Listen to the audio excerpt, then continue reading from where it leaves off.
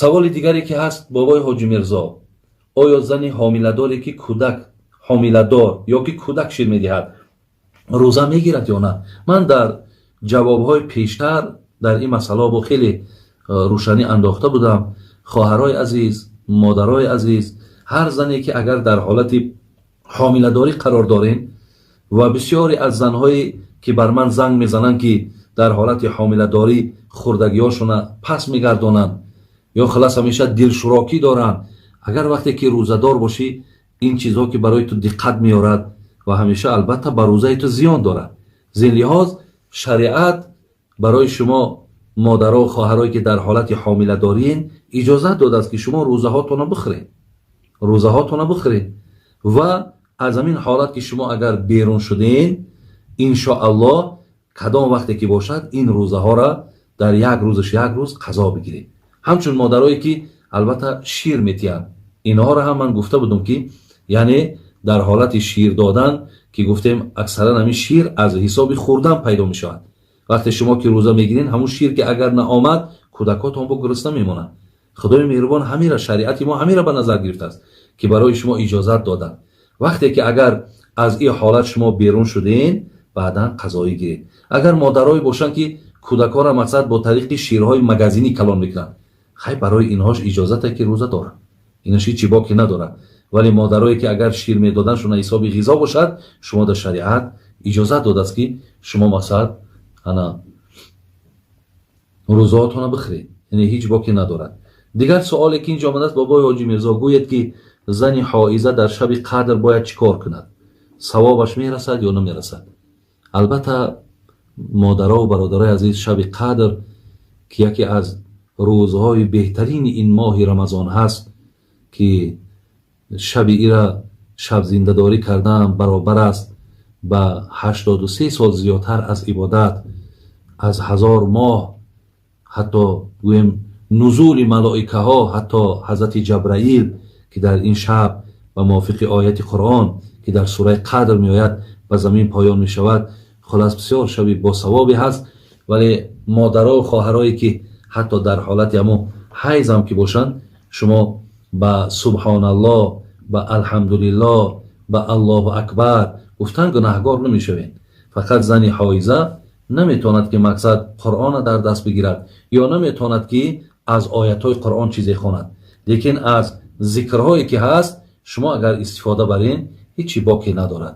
иҷозат аст ки мақсад шумо аз тасбеҳот истифода баред. бобои ҳоҷи мирзо гӯед ки ба шахси бенамоз закот додан ҷоиз аст ё на? албатта шахси бенамоз вақте ки мо мегем, шумо бародарони азиз як чиза фаромӯш накунед ки дар эътиқоди аҳли суннати валҷамоа одами бенамоза аз дин берун ё кофир намегӯянд. яъне шумо ҳеҷ вақт дар ақидамон ира ҷой накунем ки одами бенамоз одами бединай. не, одами бенамоз аллоҳро агар шиноса, пайғамбараш шиноса, вале бинед ақидаи аҳли суннат бар ҳаминае ки вай ба хотири нахондани намоз гунаҳгорай, яъне куфрони неъмат кардагиай, лекин вай мусалмонай бародар азиз, вай муъмин аст. зин лиҳоз барои ӯ додани закотай, додани садақаи фитрай, хоб ҳамаи инҳо албатта балбат барои ӯ дурусту ҷоиз аст.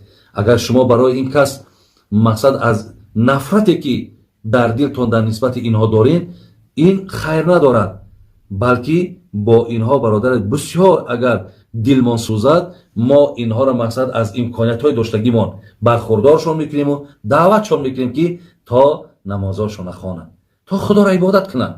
иншоаллоҳ ба ин далолатҳо ба ин дастгириҳои мо худо хоҳад ӯ бо майли ба намозам пайдо мекунад ва ихлоси ба намозам пайдо мекунад. бобои ҳоҷи мирзо гӯяд ки касе ки дар дасташ номи аллоҳро менависад чӣ ҳукм дорад? оё ин ҷоиз аст? бародарои азиз ва гиромӣ, нависондан новаса хоҳ номи аллоҳро менависад, хоҳ номи худша менависад, хоҳ номи падарша менависад, хоҳ номи модарша менависад, фарқе надорад. ҳамин навиштаҷот дар ҳамин баданҳои мову шумо бародарони азиз ҳеҷ гоҳ ҷоизам нест, дурустам нест. ҳатто дар ҳадис хондум ки 4 нафара پیامبر نازنین گفت از رحمت خدا دور است، یکیش همون کسی است که نوشتجات در بدنش دارد.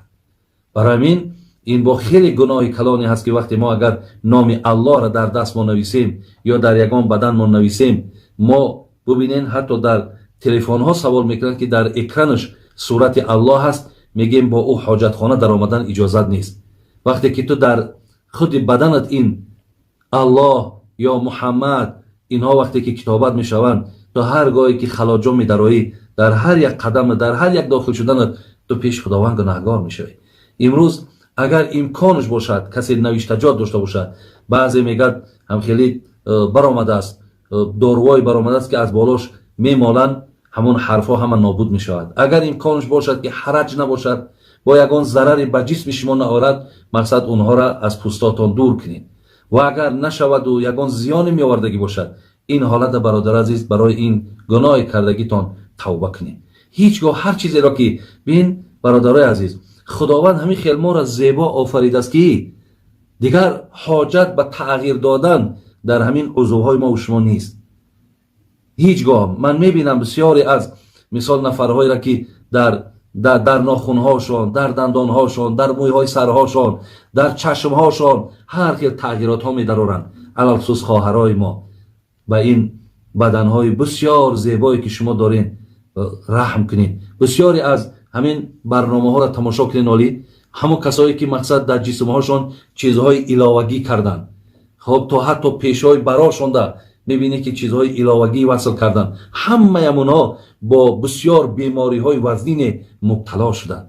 انشاءالله در شما زیباگیتان، خواه دادرای عزیز، خواه خواهرای عزیز، اخلاق زیباتان، نیتهای نیکتان، سخنهای خوبتان، این برای شما زیباگی است. این زیباگی نیست که ما اون چیزهایی را که زیادتی هم در عضوهامون پیوست کنیم و بعد ضررهاشون رو ببینیم. ضررهای خیلی و خیلی زیاد دارن. از این لحاظ اگر خواهرای ما را بینیم، مادرای پیش ما را بینیم، چقدر مقصد پیرم که میشدن، هیچگاه زیباگیشون از چهره هاشون، از دستاشون دور نبود، برای که از خیمیه های امروزه استفاده نمی کردن. همزمان برادرای عزیز، شما هم از این نوشتجات هایی که هستن هیچگاه استفاده نکنید که حتما اینا در پوستای شما، در عضوهای شما یگان ضرر و یگان زیانی را میارد. ولی به هر حال هم که باشد، شریعت من میکند از نوشتجاتی که در پوستامون ما می نویسیم. خدای مهربان همه شما را نگهبان باشد. من انشاءالله با یک قسمت سوال هایی که باز در پیش دارم، باز برای شما انشاءالله اینوش جواب میگردانم و چگونه ای که در ابتدا من دعا کردم، بازم از خدای مهربان خواهم می‌وسم که خدای مهربان هر یک تمنیات و مقصودایی کردم با فضل کرمت حاصل بگردانم و در آخر خدا همه شما را در پناه رحمتش نگهبان باشد.